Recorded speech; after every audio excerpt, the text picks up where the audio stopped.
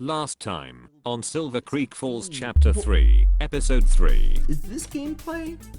Let's ask ourselves, quite honestly, is this gameplay? Do I feel like I'm playing a game right now? Are you not entertained? But I'm not gonna do that. Okay. Welcome back, everyone, to Silver Creek Falls Chapter 3. Let's be honest. Last episode was a drag. For me at least. I had to flip a ton of switches. Too many switches. To the point where I basically forgot what we were doing because we were flipping so many switches. So hopefully I get myself back on track here.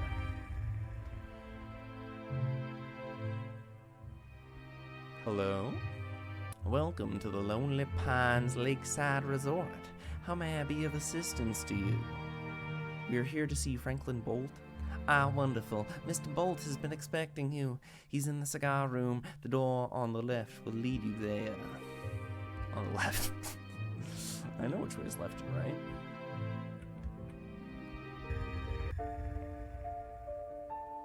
Mr. Bolt. Ah, Detective Fitzgerald. Colonel Davis. You're right on time. Right on time?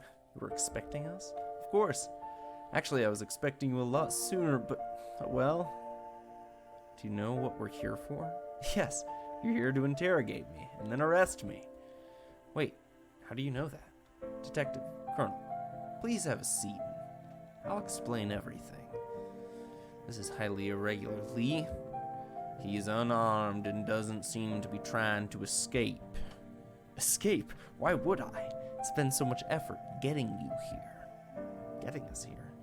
Yes, I had to leave quite the trail of breadcrumbs just so you would investigate the matter and see everything for what it is and eventually make your way to me. I know from what it looks like I'm the big bad villain of this story, but perhaps if you could listen for a while, you may realize it's not all black and white. Villains rarely start as villains, Miss Fitzgerald. More often than not, they start out thinking that what they do is somehow improving the world. Then along the way, bad decisions are made with the best of intentions, but often with the worst logic behind them. I have employed that worst logic. I realized one day that I was no longer the hero of the story. I realized that what was being done wasn't improving the world. Get to the point, Bolt. You see, it all started in the early 2000s. At the time, I was a young investment banker in Wall Street, making my first millions, and my younger brother had just finished college. I insisted he join me in New York, and I wanted to take him under my wing, teach him how to make money. Initially, he seemed interested.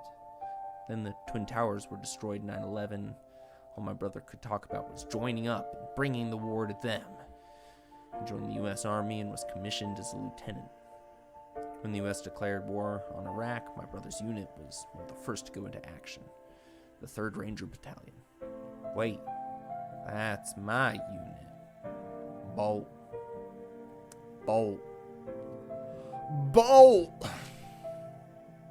Is it all coming back to you, Colonel Davis? Your brother was Lieutenant Logan Bolt. So you know how the story goes then. Yes, it was 2004, right after Iraq insurgents killed all those contractors in Fallujah. Lieutenant Bolt was second in command of a small platoon on a rescue mission. His unit was spotted and ambushed, but they fought hard and were able to break through the ambush and escape through a narrow back street. This is going to be another one of those long stories from Lee. Once the surviving platoon members made it past the back street, Lieutenant Bolt noticed that the insurgents made it into the back street and were hot on their trail. He stayed back in the back street, and back street came back and took advantage of the bottleneck in the street to hold off the insurgents. He successfully brought enough time for enough time for his platoon to escape, but paid the ultimate price in the back streets. Your brother was true hero. I'm sorry I couldn't make the funeral. I know. You were the one that signed his letter of condolence. Anyway, as you can imagine, the news devastated me. Here I was, a successful businessman in the toughest city in the world, making it big, and I thought I was untouchable. Then this happened, and it destroyed me. I flew to Wichita Falls to pick up my brother's body, and whom did I meet there? A young biochemist by the name of Lars Conway, whose brother served in the same unit as mine and also shared in the same tragic fate. He spoke bitterly about how the U.S. government was choosing not to invest in his research. Now, if he had things his way, this tragedy wouldn't have happened. Conway was of the belief that his regard in biochemistry could lead to genetically enhanced super soldiers that could serve as the bulk of the infantry for the more grueling missions. He believed that the government was all too happy to sacrifice the lives of its young soldiers to serve their own needs. Swayed by the tragedy of my brother's passing and by the fire in Conway's eyes, I was convinced to set up our own private corporation that would research a way to make those super soldiers so that no one else would have to know the grief that we knew.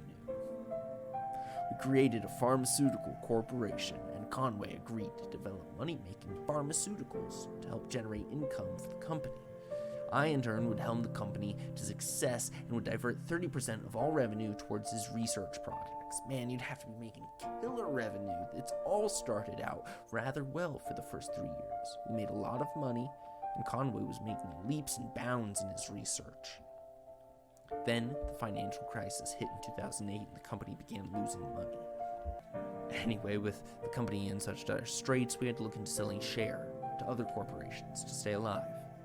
Fortunately, we had no serious bids. It looked like we were going to file for bankruptcy.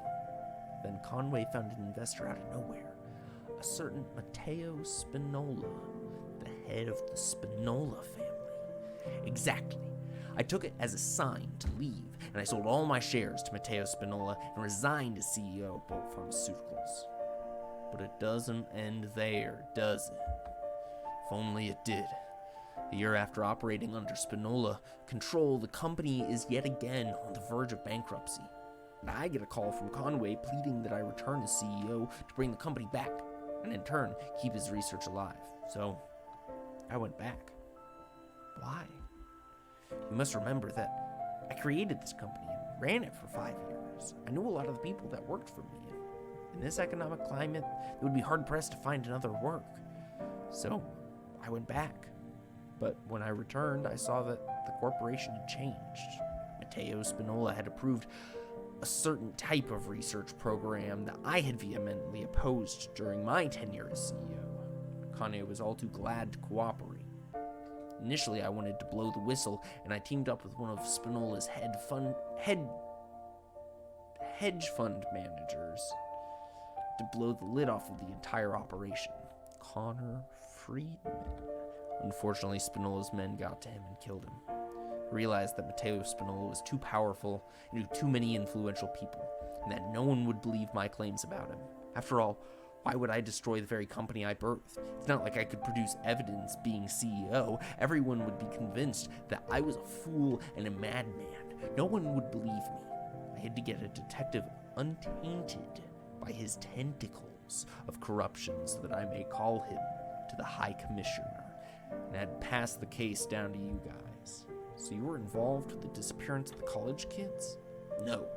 Spinola and Conway are behind that too. They needed young and healthy test subjects to test the new serum on. Those college students were the lab rats.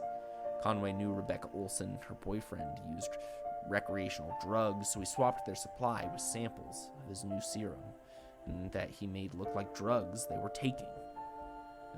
He knew she would share her drugs with her sorority and was observing at the time. When the drugs had their adverse effects, he went in using a copy of her key that he made and planted evidence to make it look like a murder. Wait. Oh, so she died from the serum, okay. Why wouldn't he target a group of football players instead? Wouldn't they be more similar to soldiers in terms of physical type? The serum works very poorly in conjunction with performance-enhancing drugs. Conway needed cleaner and healthier subjects since those girls were doing modeling work. He assumed that they were generally eating healthy and exercising regularly. Look, You don't seem like a bad guy, but I can't help but suspect your motives for revealing all this. Also, if you were trying to feed us information, then explain the men in the hazmat suits that were intending to kill Detective Fitzgerald and Agent Valdez, and I made them black. Spinola's men. Ever since the immoral experimentation program began, Matteo Spinola placed armed guards on all the research laboratories. When I saw Detective Fitzgerald and Agent Valdez leave my company's HQ, I sent a false order to the guards to remove them for the night. Fortunately, I didn't think they'd take so long to get there and didn't account for the new morning guards. Wait, you saw us leave and come in? Didn't you wonder why no one stopped you? Besides, whom do you think conveniently sent those letters to Conway, knowing he was out on a speaking tour? I see. Take this flash drive. Inside are all the documented cases for all the illegal experiments that Conway has been running. There are videos, photos, a whole stinking lot. With all this, you'll be able to put Spinola and Conway behind bars and shut down Bolt Pharmaceutical once and for all. You know, initially I was going to say that this is kind of a crazy plan, and I don't agree with him, but given that when the FBI showed up, when I was working with the FBI partner, he was getting bribed by the Spinolas, getting ham from the Spinolas. I think he made the right call. I do. Initially, all this running around, I don't know. It seems like a big runaround, but I think he actually did make the right call. Yes, Conway and I were once friends, but I now see him for the monster that he truly is. The fact that he would stoop to dealing with the likes of Spinola disgusts me. Colonel, a man reaches a point where he can no longer lie to himself, where he knows that he cannot tolerate the injustices that he sees with his very eyes. And that moment has come for me. If my brother were alive today, he would agree with this course of action. I'm terribly sorry to interrupt you, Mr. Bolt, but Inspector Walshingham has arrived just in time. Let him in. Certainly, sir. Inspector... Oh, shit! I don't know what voice he's using. Looks like I arrived just in time. Phil, what are you doing here? Phil? I thought you were Inspector Mark Walshingham of MI6. What? Sarah, I will explain everything in due time, but for now, we have to get out of here. What are you talking about? Mr. Bolt, my contact in Munich, has just informed me that he and his men have successfully arrested Professor Lars Conway as he was giving a talk at the Ludwig Maximilian University of Munich. Say that 13 times fast. Ludwig Maximilian University of Munich. Ludwig Maximilian University of Munich. Ludwig Maximilian University of Munich. Ludwig Maximilian University of Munich. Man, that was actually easier than I thought it was. Thank God this madness will finally come to an end. Unfortunately, Matteo Spinola has caught wind of our plans and is sending men over to kill you as we speak. We must leave now. Okay then, Ferguson, ready my car. Actually, we can't leave from the front. Spinola's men will be coming through there. There's a rear exit into the lakeside area right behind me. Excellent, let's go. We'll be sitting ducks in such an open area. I say we dig in and fight from here. That won't be necessary. I've stationed 2 of my people outside. We'll be covered. 2 men? Is that it? Are you nuts? Spinola is going to send at least 20 here to kill me. Please, don't underestimate my people. They'll have no problems making mincemeat out of Spinola's thugs. Besides, they brought along their big toys. I'll go outside and help your men fight them off. I have an insatiable bloodlust. Thank you ever so much, Colonel. I know your special abilities. 20 men hardly constitutes a challenge. For that reason, I would prefer to have you with us in case we encounter an unpleasant surprise.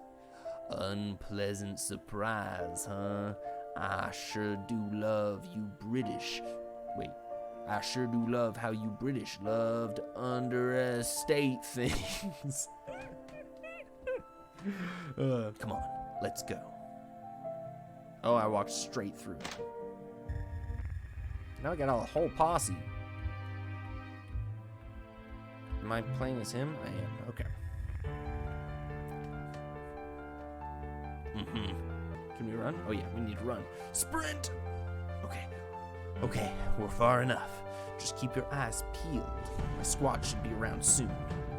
Okay, Phil, or Mark, or whatever your real name is, you have some explaining to do. Look, Sarah, I know this all looks really bad. Just know that I had no choice. Also, you weren't supposed to be here. There was confusion as my FBI liaison was killed, and his goofy associate took things into his own hand. What? You were working with Agent West this whole time? Also, don't talk about Agent Valdez that way. Sorry, Sarah. It's just gone so crazy. Look, you need to know that for now, my real name is Mark Walshingham, and that I'm with MI6. British intelligence. Yes, I've been following this case for a while, and when all this came up, we had to act quickly. I flew out to Silver Creek Falls under the guise of a transferred Scotland Yard inspector to take a look at things before coordinating with FBI and assembling my team. I'm sorry for deceiving you, Sarah. I just had to be very careful and couldn't risk being discovered. I'm happy to see that you're okay. Pardon my French, but what in the hell are you Brits doing here? How does this involve you? I'm afraid I'm not at liberty to discuss that. As I suspected, you snake. What's going to happen to Franklin Bolt? I'll need to be taking him into custody. We need him to testify against Spinola and Conway, among other things. Like what? Again, I'm not at liberty to discuss this. Well, guess what? I'm taking him into custody. He's related to the crimes in Silver Creek Falls. He's mine. I have more jurisdiction here than you do. I'm sorry, Sarah. This really should have never come to this. Ferguson? Whoa! Ferguson, what is the meaning of this? Terribly sorry, sir. It's been a pleasure serving you, but my loyalty is first and foremost to my queen. What the hell is going on? Stand down, Fitzgerald. It's not worth it. Oh, God.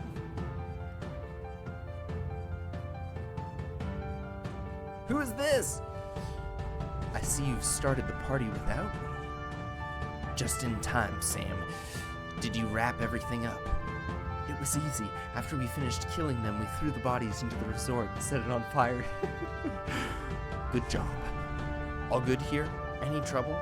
None at all. Ferguson, please escort Mr. Bolt to the car. Right away, Captain. You some bitch. I'm so sorry, sir. I do hope to be able to explain everything to you one day. No, you don't. You lying. You stick me here with Lee as you creep away in your car. Damn it! Come on, Lee. Let's go back to the car and pursue them. Let's leave it here, Sarah. Are you kidding me? What? I can't believe you! I'm gonna head back to Barry Sky. I'd appreciate some help, but if you'd like to go and pursue them, then it's fine. I don't understand. Why didn't you do anything? I'm sick and tired of death, killing. Also, we're not in control of that situation. We're outmanned and outgunned. Guess I'm going now. Have a safe trip back to Virginia, detective. No fucking way. Lee! Wait. Dot. Oh, only 2 dots. I'll help you, Barry Sky. Oh. Really? It's a gorgeous truck you got there. Thanks for driving me home. You okay? Not really. The whole thing left a really bad taste in my mouth. I know. I feel the same way. Thank you for helping me, Barry Sky, and I appreciate the kind words you said for her. Don't worry about it. You're a rare gem, Sarah. Your conviction to justice and truth makes you a truly incredible detective and police officer, unlike me completely ditching my post as sheriff and never returning to see anyone. You're just trying to make me feel better. You know I don't mince my words. Thanks then. I just wish I could have gone deeper and done more. Explored the cosmos. Diving into the murky waters of the criminal world is not something one does casually. You never come out truly clean. You really lose a piece of yourself as you enter. The deeper you go in, the more sullied things get, and before you know it, you're swimming in a pool of dirt, brass, and blood, all in the name of justice. But to uncover the truth, isn't all the sacrifice the price? But is it worth it? Look how many have perished in the pursuit of truth. And at the end, how much did we achieve? At the end, we were not but puppets, bumping this at another man's bigger game.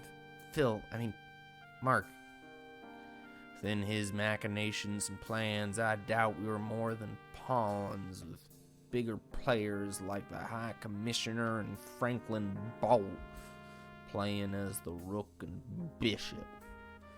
It's all a bit depressing, isn't it? My apologies, I don't mean to discourage you. It's just a shit situation. Also, fight for truth and justice, no matter what level of the law you're in. All I mean to say is that rising in the ranks in law enforcement comes with a high personal cost. See, you've had a lot of experience. Army, police, it's different.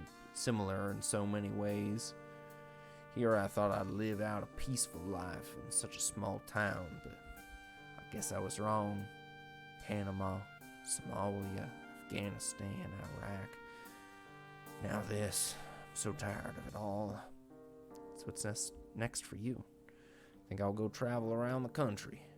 It's about time I see more of this beautiful country so many of my compatriots died for. For your own safety, I'll keep my exact travel plans to myself. You can get behind that. Thanks. How about you? I'll take tomorrow off and head back into work the next day. Keep doing my bit and keep this country safe. Maybe I'll hear from Mark one day. He did promise he'd explain everything to me one day.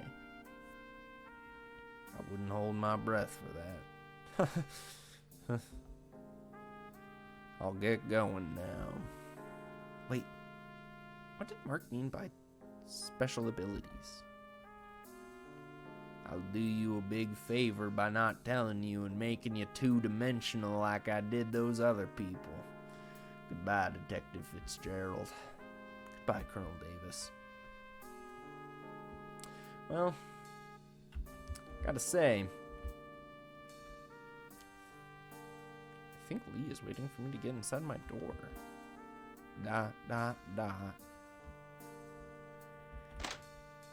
If this... Oh my god, it is the end. That was the end.